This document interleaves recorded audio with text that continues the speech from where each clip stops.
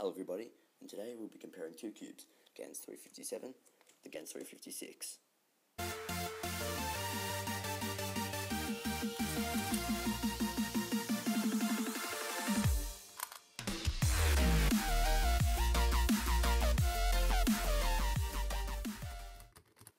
Okay, so for the purpose of this video, the Gans 356 will have the brighter shades on it, with the stickers, and the Gans 357 will have the darker shades.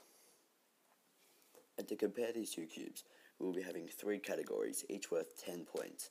These categories will focus on different aspects of each cube. And at the end, we will see who the winner is, and that will be who has the most points. These three categories will be general info, speed and feel, and design flaws. Both of these cubes came with the same sticker shades, seen here on the Gans 357. I personally have no problems with them. They can be a bit dull, but I generally enjoy these sticker shades. The Gans 357 comes in at $15 on the cubicle.us, which is pretty much a standard cube price these days. While the Gans 356 comes in at a very hefty $23, which is very expensive for a 3x3. However, that said, the packaging for the 356 was far superior to the packaging for the 357.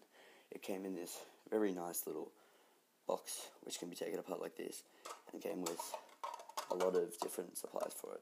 The Gans 357 came with a very standard box. So the points for this category, the Gans 357 will be scoring an 8.5 out of 10 for its good price, and there's no really bad things about the general info for it. While the Gans 356 will be scoring an 8 out of 10 just because its price is pretty expensive. Now onto the speed and feel of these cubes.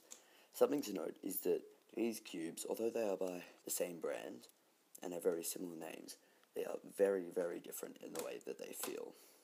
Okay, so the Gans 357 is fairly fast and crunchy. It's got a very, very light feeling to it, and it feels very stable in the hands. Well, the Gans 356 is quite fast, but it's not quite as fast as the 357.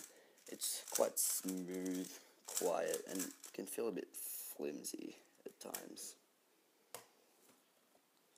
Okay, so for this section, both cubes will be scoring 9 out of 10, and the same score because, although they are very different, it's all down to personal preference and which one you would prefer, and none of them are really terrible, so yeah, down to which one you think you would like more. Now it's time for design flaws. The 357 got really good corner cutting in reverse. It's about a piece, normal, it's a fair bit over 45, but it can't corner cut everywhere. But its corner cutting is still really quite good, and it locks up rarely, not that often, and I've never had a corner twist with it. So the 356, it's got amazing corner cutting. It just corner cuts pretty much everywhere. Like if you're trying to do a really big cut, it'll just reverse, and if you're trying to do a really big reverse, it'll just cut. So yeah, the corner cutting on this is really good. Some people complain about there being lockup issues on their cube, where like this piece gets caught on the center or something weird. I do not find myself having this problem, but it is something to note if you're going to consider buying this cube. And like the 357, I've never had a corner twist with this. Okay, so for the design flaws, the 357 will be receiving a 9 out of 10, and the 356 will be receiving a 9.5 out of 10. Okay, so what can we conclude about the Gans 357 and the Gans 356?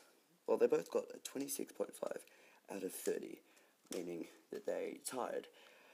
But really, I think it comes down to your personal preference. Neither one is really better or worse than the other one.